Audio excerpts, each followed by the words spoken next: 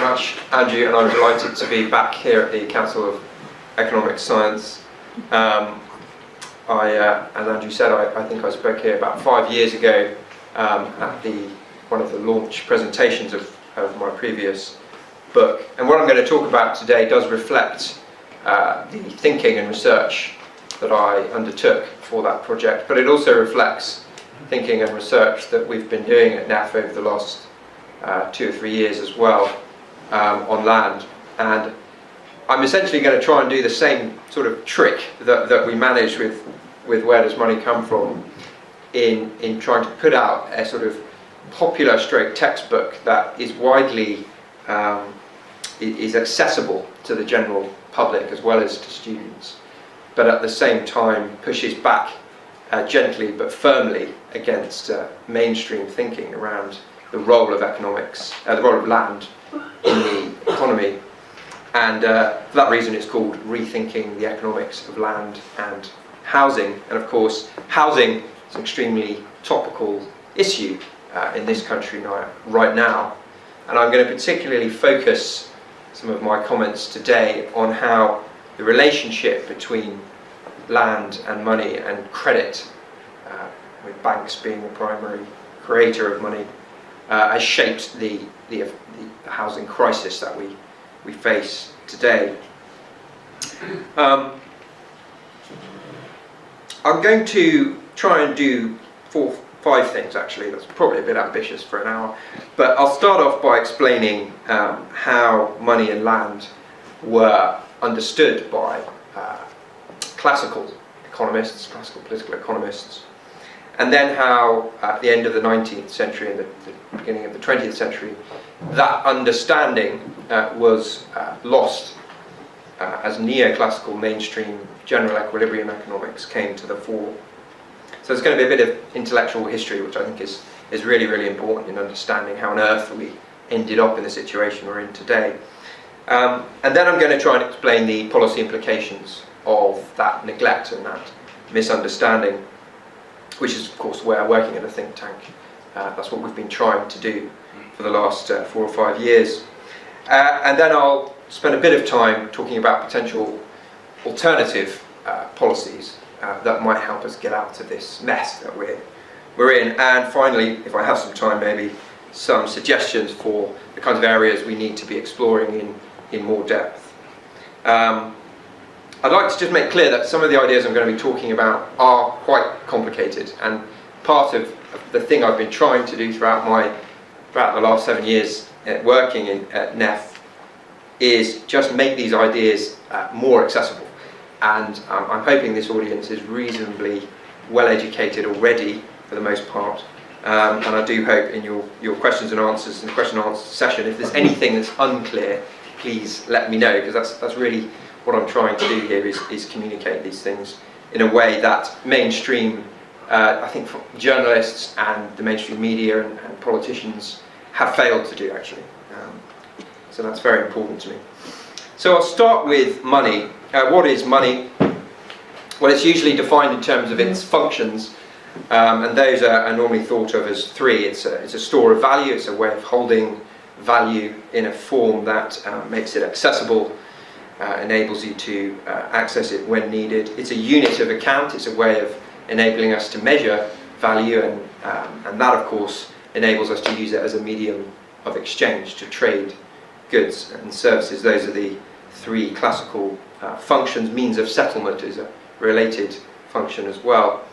But whilst that was perhaps understood by some of the early economists, mainstream or neoclassical theory emphasised very much the medium of exchange function of money over the other forms, and envisaged the nature of money essentially to be as a commodity, like any other commodity, something that could be exchanged in the marketplace for other goods and services. But the essential difference with money as a commodity is it had special properties that meant it was very useful in representing other goods and services. So it was highly durable, it was divisible, you could divide it up and use it. It was relatively, the commodity itself should be homogeneous, It's clear what it is. It's gold, it's silver, it can't be turned into anything else. And the idea was that those types of commodities could be used to avoid the problems of barter, essentially. That rather than having to find my 20 chickens to trade for your 1 cow, I could simply have enough gold or units, tokens, representative of that number of chickens to trade for your cow. And this would essentially optimize and enhance market exchange. So we have this notion of the barter myth, and Adam Smith talked about this. And here actually classical political economists, I think, failed in a sense to properly understand the nature of money. But anyway, this led to a conception of money as a commodity, and as essentially its most important function by far was this medium of exchange. So I just want to quote the Austrian economist Joseph Schumpeter on this, because I think he, almost better than anyone else, identified where this understanding of money would lead us. It would lead us to a notion of money as essentially a neutral veil, really, over the real economy. And he said, real analysis proceeds from the principle that all essential phenomena of economic life are capable of being described in terms of goods and services, of decisions about them and relations between them. Money enters the picture only in the modest role of a technical device that has been adopted in order to facilitate transactions. So long as it functions normally, it does not affect the economic process, which behaves in the same way as it would in a barter economy. This is essentially what the concept of neutral money implies. So this mainstream notion of money as a commodity makes a clear separation between the real economy, where sort of real people are exchanging cows and chickens and all the other things we need to exchange, and then this sort of monetary economy, which is just a sort of veil symbolizing these real exchanges. And the ideas that emerged in mainstream economics is that exchange would be driven on the basis of people's marginal utility, that is, the balance between the convenience obtained from holding this or that good and the risk avoided from holding those goods. And it was a very mathematically elegant sort of model, and it became very popular. And it led to a model of economy that looked something like this sort of circular flow, where essentially we have on one side workers who consume products and services, and firms that use that money that's been spent to invest in production and produce goods and services, paying those workers who then consume those goods and services, and round we go. Essentially, this is the classic circular flow model of the economy, and then we can add the government on top of that, and the role of the government is essentially to provide some key services like defence, or maybe building roads, or other things that the market struggles with. But it wasn't too much attention paid to that, and it was generally felt that whilst you did need a bit of taxation and public spending, the key bit is the market in the middle, the relations between firms and consumers.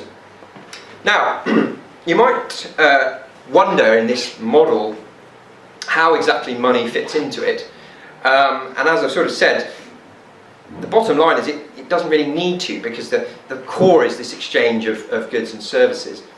But economists did recognise that money did exist, and they had to sort of fit it into the model. And the model that sort of became widely accepted was this one, really, that banks essentially would take the savings of workers where they couldn't immediately spend them on goods and services, and recycle them to firms that needed those savings for investment. So it's a bank as intermediary model, which kind of makes sense in this schema, in the sense that we're just sort of adding banks really in between workers and production, and we're sort of increasing the efficiency of the market in doing so, really. And that's the, very crudely put, that is the circular flow model and the role of banks that actually, until relatively recently, was quite dominant in certainly in a sort of undergraduate economics textbooks, macroeconomics, with lots of detailed study of the behaviour of workers and firms under different conditions and how their marginal utility would determine the exchange of goods and services.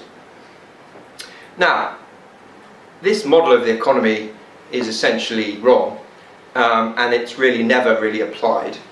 And the barter myth, in fact, is just that, it's a myth. And if you read any of David Graeber's work, or Michael Hudson's work, or any archaeologist of money or historian of money, you will see just how much of a myth it really is. In reality, there is very little evidence of any kind of barter economies ever existing.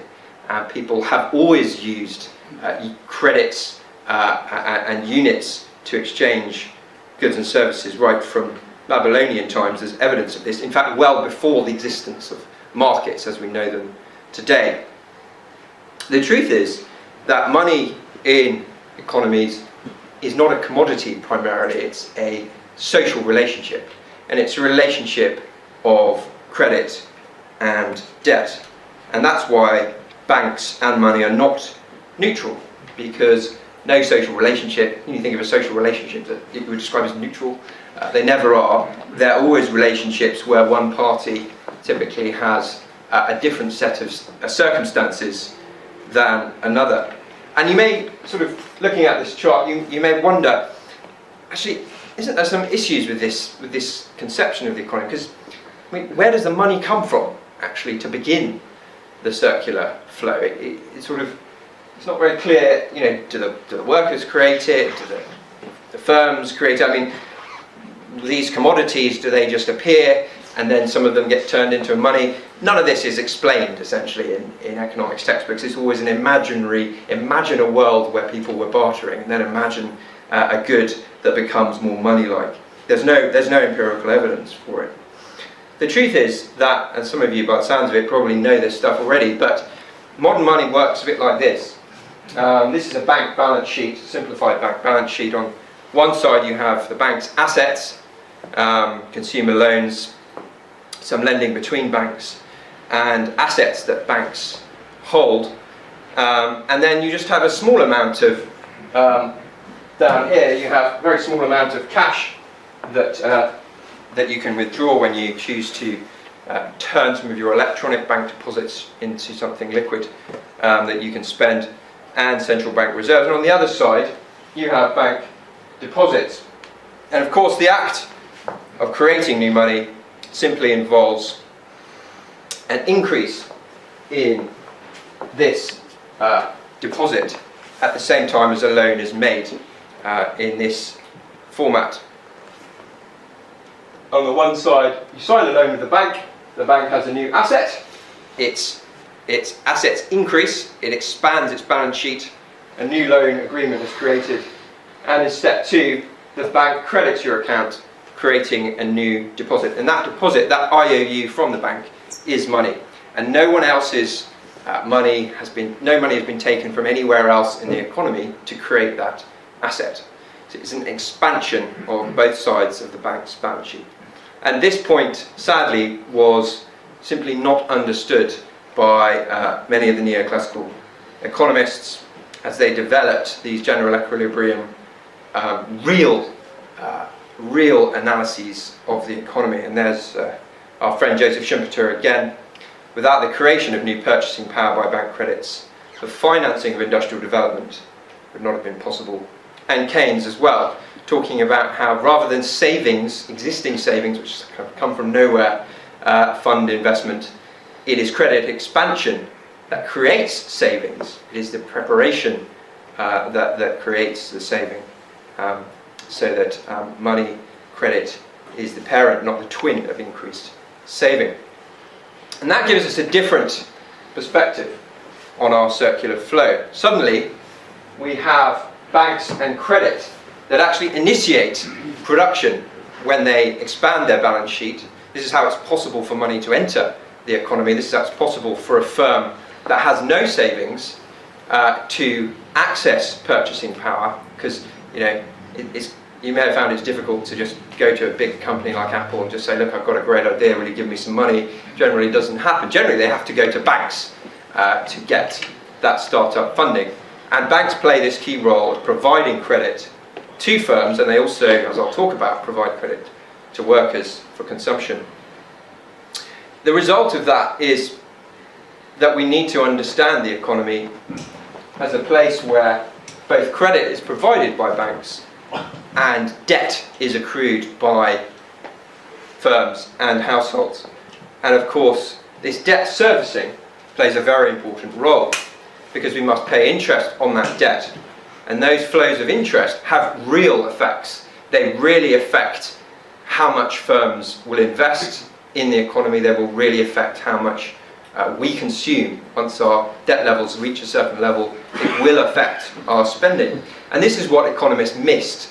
They assumed that because the role of money was neutral, because the amount of credit would always equal the amount of debt overall, then this huge build-up of debt that we saw in the lead-up to the crisis could be safely neglected.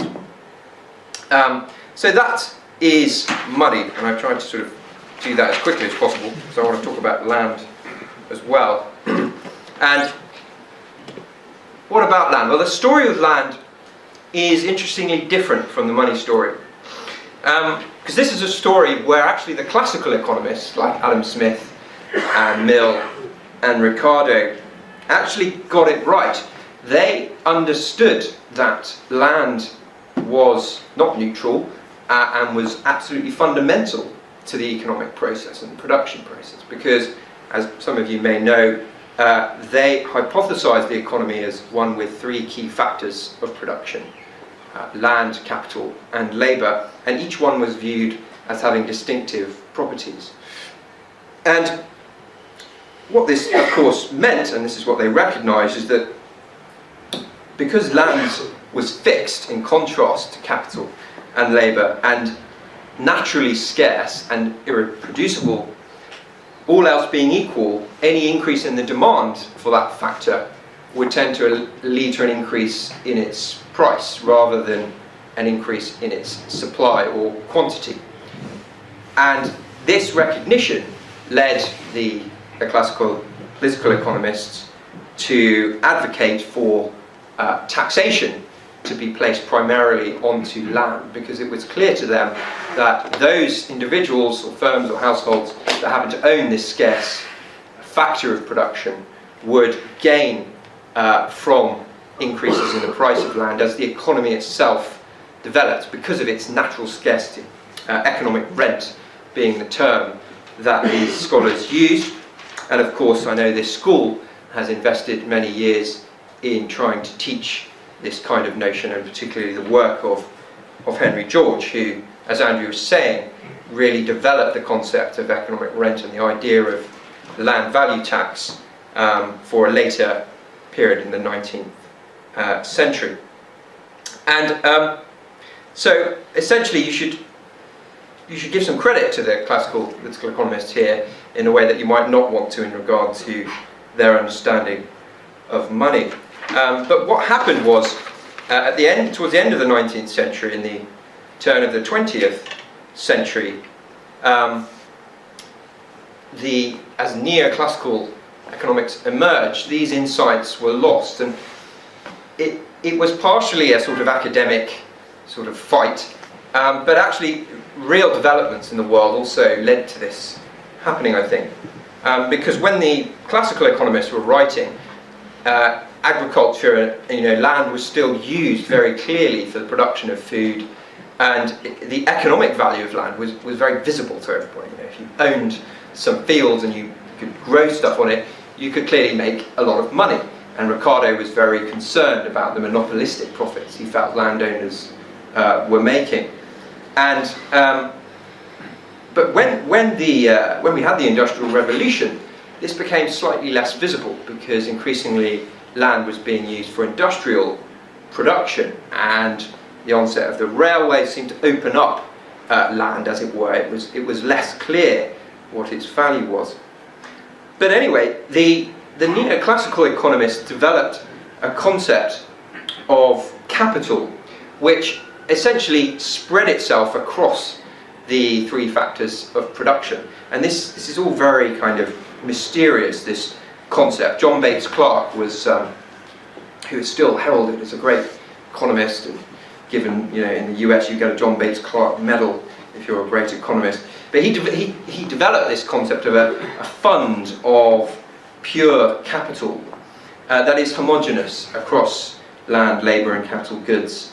And this was all part of the attempt by neoclassical scholars to identify universal or natural rules that could be applied across economics and enhance its status as an objective science. The idea is that scientific rules, and try and get the sort of politics out of it, really, because there was a great effort with the Enlightenment to develop a more scientific notion of economic rules.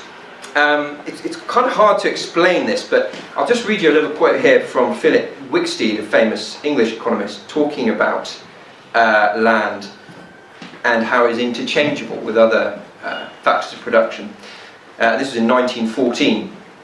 And he says, land, manifold apparatus, various specialised faculties of the hand, eye and brain are essential, let us say, to the production of some commodity valued by someone for some purpose.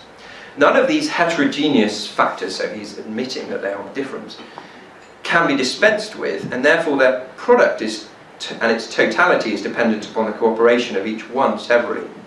But there is room for a wide variety in the proportions in which they are combined, and whatever the existing proportion, maybe each factor has a differential significance, and all these differential significances can be expressed in a common unit.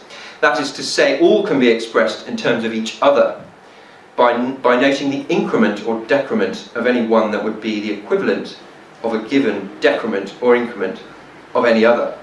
Equivalence being measured by the neutralizing of the effect upon the product, or rather not upon the material product itself, but the command of generalized resources in the circle of exchange for the sake of which it is produced. Well, this is extremely poorly written, difficult to understand, but I just chose that because actually John Bates Clark work is even more obtuse and difficult to understand, and my conclusion from reading this stuff in the writing of the book is that actually this was a specific approach taken by these economists, so that they weren't actually questioned because nobody could understand what they were talking about. But you can tell from the final sentence there that it is an attempt to return us away from a notion that there may be a non-neutrality to money and other factors of production like land, towards this idea that everything can be understood as part of this circular flow and circular exchange. It is, all things can be reduced to essentially the marginal utility or marginal productivity of a good and service vis-a-vis another good or service in the economy. And all kinds of exchange, ultimately in the long run, and they admitted, these economists, of some short-run rigidities, that, you know, in the short run some factors of production might be fixed that can hold up the flow, but in the long run it's assumed that all of these factors, including land, are equally variable, and thus can be understood by the same set of rules. And in microeconomic theory you will find utility demand functions for land, labour and capital, that in the long run the shape of the curve is the same, essentially. Now, of course, this conflation of land and capital, or this sort of expansion of capital to absorb every other factor of production, is a very, very problematic concept, because land and capital are not the same. They are fundamentally different, and I'll just go through some of those key differences. Land is permanent and it is fixed. It does not depreciate. Actually, as you've probably noticed, if you have a property anywhere within the sort of 30 or 40 mile radius of central London, it appreciates as the economy grows. In contrast, capital is impermanent and it depreciates. Machinery, your computer, your mobile phone, and even very well-made products, tables, they lose value over time. both because of natural obsolescence and because of competition, advances in technology. So that's a fundamental difference. The demand and competition for land increases as the economy develops, as phones and other forms of technology and food become relatively cheaper, as we find ways of mass producing them and increasing the efficiency of their production. More of our income will actually tend towards those things that cannot be, the value of which cannot be made cheaper by technological development. The key one being locationally desirable land. We all want to have the little bit of land next to the decent school for our kids, and we will sacrifice many other things in order to get that bit of land near the good school. And so actually the value of land increases vis-a-vis the general economic growth in the economy. And you can see that looking at Thomas Piketty's work. This chart shows property wealth as a percentage of GDP since 1700 in Britain, France and the US. And you can see particularly since in the 20th century and the second half of the 20th century, very rapid increases in property wealth relative to GDP as more and more as the economy grows, but the amount of land, particularly locationally desirable land, just stays the same. Its price is inevitably full stop. And I'll talk a bit more about wealth, the relationship between wealth and land shortly. Three final points about the differences between land and capital. Land is a zero-sum asset. It can only be used for one thing at a time. If it's being used for one thing, even if it's being left, a plot of land being left vacant, it means some other activity cannot happen in that plot of land. So it is a zero-sum game. Capital, on the other hand, it increases in investment, increases in the quality of goods and technology and services, can increase aggregate demand, aggregate growth in the economy. Nobody is losing when technology improves. That's another big difference. Land is immobile, you can't move it around unless we maybe colonise Mars perhaps.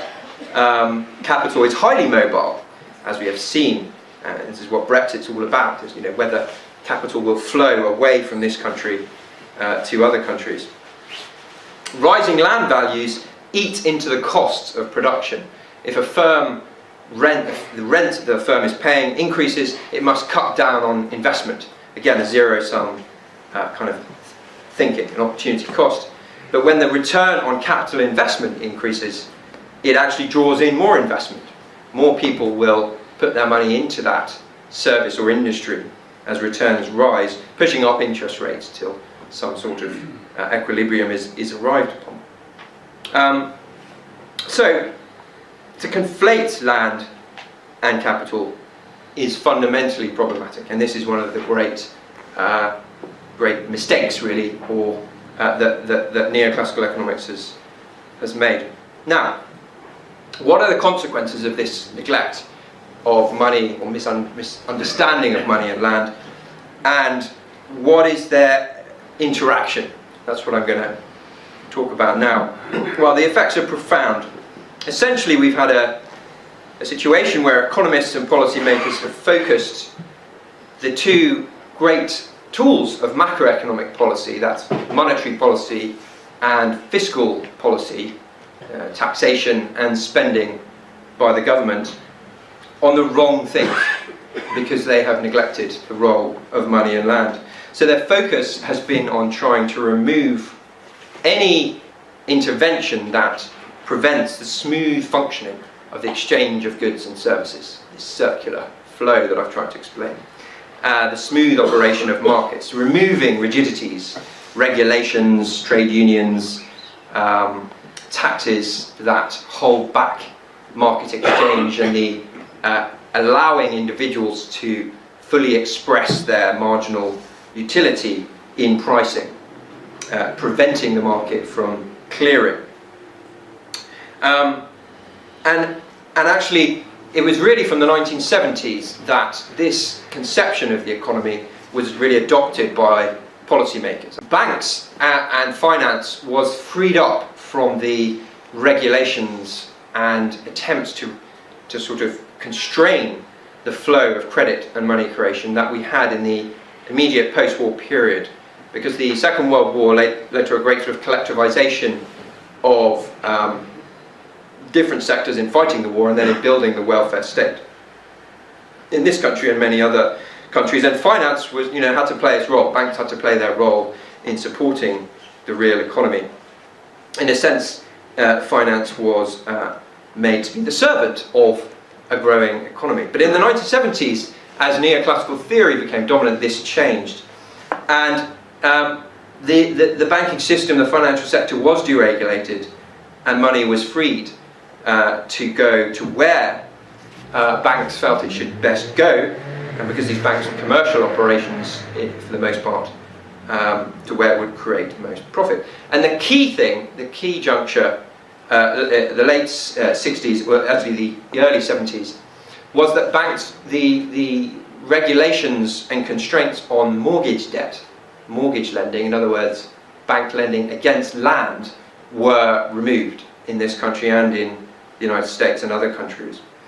Previous to this, only certain types of financial institutions, building societies in this country and savings and loans companies in the US were actually really, I mean, banks could lend, but they had to hold too much liquidity against mortgage loans for it to be worth their while. So building societies, which had very conservative lending habits, were the only kinds of financial institution that could lend against land. But this all changed in the 1970s. At the same time, in the 1960s in this country, a number of important fiscal policy steps were taken that essentially ignored the thinking of Henry George and the other classical political economists that the burden of taxation should fall upon land. And this was partially due to the creation of many homes in the post-war, the earlier part of the 20th century, in the post-war period, and this idea actually that we should all, as a right, to have a home. Home ownership became politically extremely popular. It was seen as a right rather than a privilege, not just the privilege of the middle classes. And governments turned towards the taxation system, as well as other subsidies, to encourage home ownership. The list of these removals, deregulation of tax on homes is as follows. 1963, the government removed the tax on imputed rent. So previously we had a tax on the amount of rent you would be saving if you were lucky enough to own a home. That was removed in 1963. 1965, capital gains tax was introduced, but primary residences were completely excluded. So capital gains was essentially fell on shares and financial assets, not on land assets. The National Audit Office estimated the value of these two tax exemptions in 2014 to be 18.7 billion. 1967, we used to have a separate land value tax that was abolished, and it was incorporated into council tax, stamp duty and business rates. These are property taxes. They tax both the land and the property upon which the buildings sit, and so they're less efficient in that sense, because they're taxing both the physical property, which you can see as capital, where you can make improvements, but they're also taxing the land that's underneath them, which rises through no virtue, through no investment of you as an individual, but from the collective investment in the economy. So it's a less efficient tax. And of course, many of you may know, council tax has not actually been revised since 1991. So all of the gains in land values since then have not been captured through taxation. 1969, mortgage interest relief at source was abolished. This was phased out in 2000, but still applied to buy-to-let mortgages. And George Osborne, one of the few good things he's done is actually removed quite a lot of that recently. Anyway, the point I'm trying to make is that suddenly owning a home not only became sort of socially and culturally seen as highly desirable, but actually economically it became much more desirable. And at the same time, we had this deregulation of mortgage credit. What was the result of this? Well, it was a spectacular growth of mortgage credit vis-à-vis other forms of credit. And you can see here, the blue line shows domestic mortgage credit, domestic mortgage loans outstanding, and the red line shows lending to the real economy, to non-financial corporations, to businesses. And you can see in the 70s this sudden split between the two aggregates. This is relative to GDP, just to scale things. And you can see early 80s it's around 20% of GDP lending against land, domestic mortgages, rising up to over 70% in the run-up to the financial crisis. Meanwhile, lending to firms, the lending that actually drives the real economy, barely gets above 25%. Why is this important? Just getting some slides mixed up here. Well, there's two different circuits of bank credit. The first circuit is when a bank makes a loan to a business. The bank makes the loan, we call this productive credit if you like.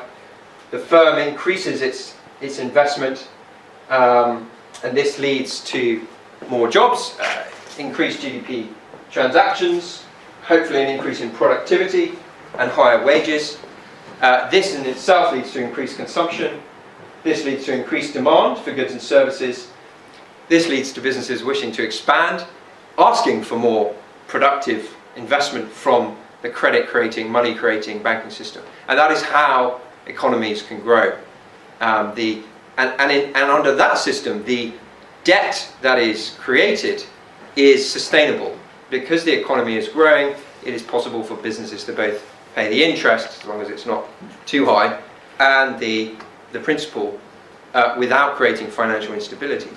So that's the first circuit. And in a sense, you can think of this great, that up to the sort of 1970s period, in many countries, this was the dominant circuit or certainly in the sort of 1945 to 1970 period, this was the dominant circuit of money and bank credit. But then we have the second circuit, and this is where banks predominantly are lending against not to firms for investment, not productive credit, but lending against existing assets, and in particular against land, against real estate. And this circuit has a completely different set of dynamics. What you get when credit is lent against land, because land is finite, is an increase in land prices. And of course that increase in land prices feeds into the demand for mortgage credit, because as land values and house prices rise, so people need more mortgage credit to afford to buy property. So it's self-reinforcing.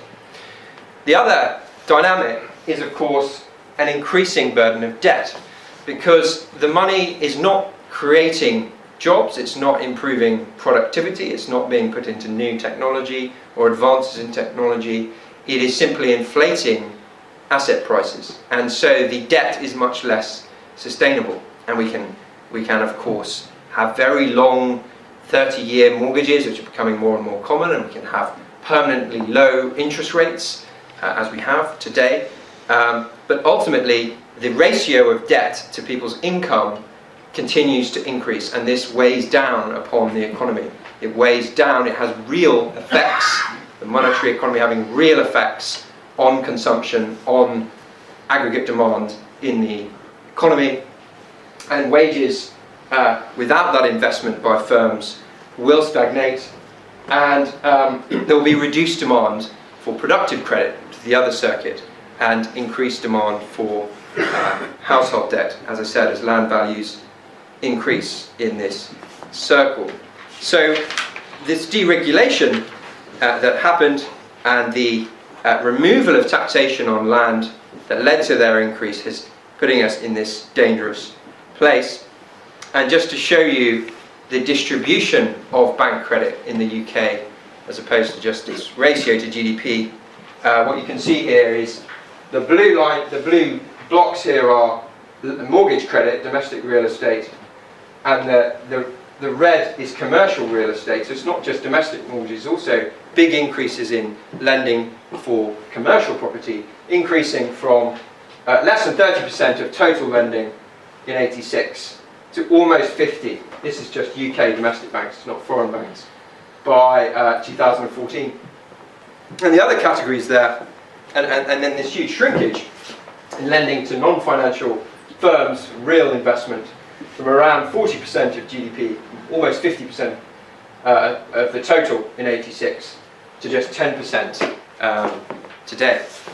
Now, it's not just in Britain that this phenomenon occurred. This is some research by a couple of economists based in the US, wrote a very good paper called The Great Mortgaging, and it shows that in the last 40 years, 30 years, mortgage lending, this is across 17 advanced economies, mortgage lending has overtaken non-mortgage lending to firms as a ratio to GDP. Banks essentially are not what we are told they are in the textbooks. They are turning into real estate lenders and speculators rather than lending to firms.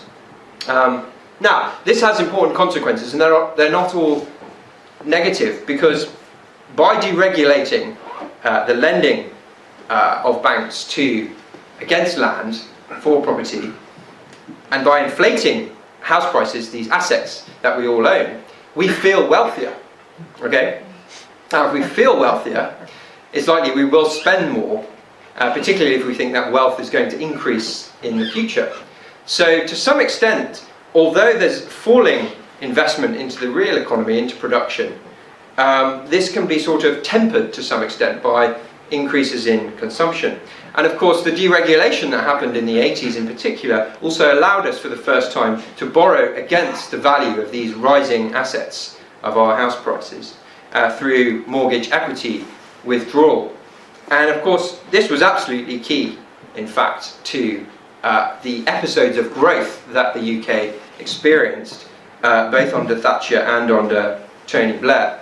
And this chart just shows you the growth of mortgage equity withdrawal, and you can see that big rise in home equity withdrawal in the 80s Lawson boom, followed by a very rapid collapse of the housing bubble of the late 80s, and then again during Blair's golden period in the run-up to the financial crisis, we again had, and Brown's, we again had a big growth in mortgage equity withdrawal, the percentage of GDP on the right-hand scale and the amount in billions on the left-hand scale there. So essentially, rather than our economy generating growth from investment in production, goods and services, we are gaining growth in a much less sustainable manner through increases in house prices and land that we leverage up against via a liberalised banking system. Now, ultimately, this leads us to a very dangerous situation, what I've called a sort of modern day doom loop of the relationship between the banking system and land and house prices, essentially. And unfortunately, for the reasons I've just explained, because we become dependent on high house prices to keep consumption going as real wages stagnate, as production relative to other forms of investment decreases, the government has got very cold feet about doing anything about preventing or at least stabilising house prices. And the central bank, the same kind of argument I think can be made. So I don't know if you guys can read that at the back, but essentially this just shows this sort of mess, this mess that we're in. The liberalisation of the banking sector, the deregulation of the banking sector leads to an increase in the supply of mortgage credit. This leads to an increase in mortgage debt relative to incomes, and as it said, stagnating wages. We also have the attack on the welfare state, of course, which made the home a much more attractive form of long-term security. Our house or our buy-to-let property can sort out our pension as that declines in value. This leads to an increase in land and house prices relative to income. essentially land becomes a speculative asset rather than a place to house ourselves or to house production. Increased demand for mortgage debt, increased pressure to deregulate the banking sector, and on it goes. And of course it's not sustainable because, as I said, ultimately the amount of debt in the economy will weigh down upon the real economy. The monetary and the real economy are intimately connected. The long-term consequence of this dynamic, of course, helps us to understand this general fall in productivity gains and the secular stagnation that Lawrence Summers has been talking about. Because an increasing quantity of purchasing power of new money created by the banking system is flowing into non-productive existing assets, in particular into land. And this is for me the key phenomena that is driving the macroeconomies of most advanced economies today, with some exceptions which I'll talk about. And this is another chart from Piketty that essentially illustrates this problem. This shows the wealth to income ratio in the United Kingdom, and if you include the blue block, then you include capital gains, partially from financial assets but mainly from land, real estate assets, and you can see a steady growth in the wealth to income ratio. But if you exclude those capital gains, if you exclude that economic rent, essentially a lot of this is monopolistic gain simply from owning a finite, scarce resource, land, you can see that wealth to income ratio is actually falling. Now that has very important consequences. It essentially means that the so-called increase in savings, this sort of puzzle as to how there seems to be more wealth but falling wages and falling productivity. Well, this chart explains that problem. The majority of that increase in wealth and so-called savings is not flowing into productive activity, it's not flowing into GDP growth, it's not creating jobs, and it is the key cause of the problems that we are having in our economy. This also has very important distributional impacts, because most of the new credit created by the banking system that is flowing into land and house prices goes to those already owning those assets. That's a fairly obvious point. And of course those people tend to be concentrated in the upper echelons of the distribution, the socioeconomic distribution. Now the best way to see just how concentrated the wealth becomes under such a scenario that we have today is by looking at the distribution of UK property wealth by percentile, not decile, which still gives you a pretty skewed distribution, but if you look at it by percentile, so along the bottom axis you can see all the way up to 100, you can see the distribution of property wealth and the top 1%, and these are estimates because it's actually very hard to find out truly how much the very wealthy own, because a lot of it is hidden off the balance sheets, but there are ways of estimating it that are reasonably accurate. This is from the Office of National Statistics, and you can see how skewed that distribution is. So this system is a system that every year is increasing wealth inequality very significantly. Now, that's all a bit doom and gloom. How can we get out of this mess? And I haven't got very long left to talk about this, but hopefully in the Q&A we can have a lively debate, because I don't think the answers are necessarily clear-cut, especially when you try to factor in not just pure economic logic, but the actual political economy that we are facing. And I'll focus my reform comments on three areas. Firstly, ownership, particularly the ownership of land, and this is obviously a controversial one. All of us lucky enough to own property here in central London, I'll be quite resistant to some of the comments that I'll be making on ownership. The second area will be tax, and the third area I'll talk more about the financial system itself. On ownership, well, if you remove land from the market, and if you collectivise land, then of course many of the problems of economic rent that I've been talking about are in one fell swoop significantly ameliorated.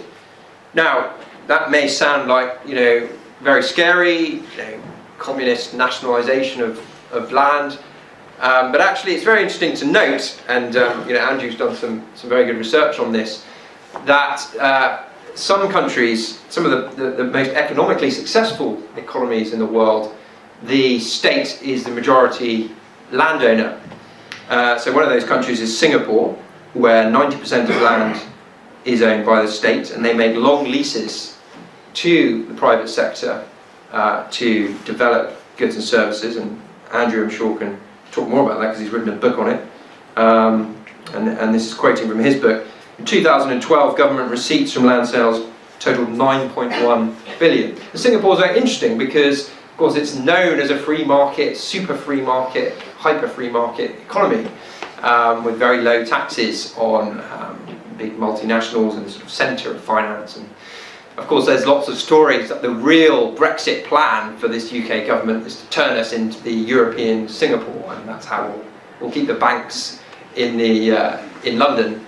Well, Singapore, if we really turned ourselves into Singapore, we'd be nationalising 90% of the land, and we'd get plenty of rents from those banks located in central London. So it's quite an interesting one. Another example is South Korea. The Korean Land Corporation, set up in 1975, controls 50% residential and all commercial development. And it just purchases land, it develops it in a way it thinks is most needed for the population, and then it sells it on, making a healthy profit. It's jointly owned by the Korean government and the Korean Development Bank. The government owns 73% of it, the bank owns 26%, and the shareholders pay in capital for shareholder status. In 2007, the Korean Land Corporation was responsible for around half of all residential development and almost all industrial land development in the country. Usually this development was in new towns, major housing developments and industrial estates.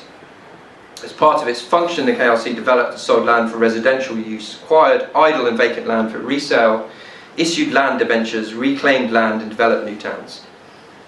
This is an extremely powerful economic body that's been created by the state that, to some extent at least, has made Korea one of the few advanced economies where, in fact, land values and house prices have not been increasing at a faster rate than incomes. You can see that very clearly on this chart, which shows compares the Great Britain house price to income ratio, the red, with the Korean house price to income ratio, and the green. And you can see the Korean ratio falling as more and more of land was controlled by the state in the late 90s period. In contrast, in the UK, we've had this incredible volatility with the boom and bust of the late 80s, early 90s, and leading up to the financial crisis. So that's one area I'd really like to do more research on. How have Korea managed and Singapore managed to do this? What can we learn? How might we be able to replicate their achievements? Of course, in the UK, we have community land trusts and other forms of community-led housing, which are attempting to kind of take back control of land and maintain the affordability of housing by separating the land value from the cost of property. And these are areas that NEF is doing a lot of work to try and support. And this is one of those areas where it's possible you might get agreement from both Conservatives and Labour on some of these issues. So it's an interesting one.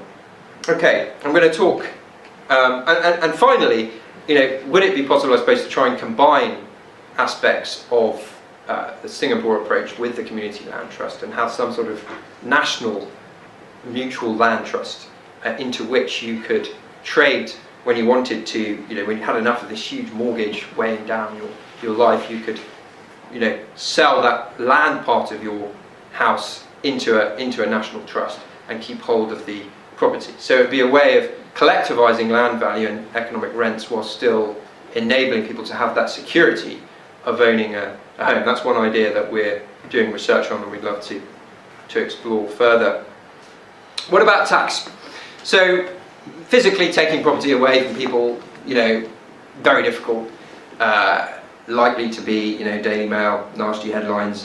I won't talk too much about that. But, would an easier way of doing this just to implement more appropriate tax on the value of land, the land value tax concept? Well, this is one of those very rare areas where there's almost universal agreement amongst economists that it's a very good idea. So you can get economists from the far right and the far left in agreement that economically this is the most sensible tax. The OECD, the IMF, virtually all of the big economic bodies have come out in recent times saying land value tax in a world where we are running with increasing public debt is the most sensible way forward, because it should not restrain the production of goods and services.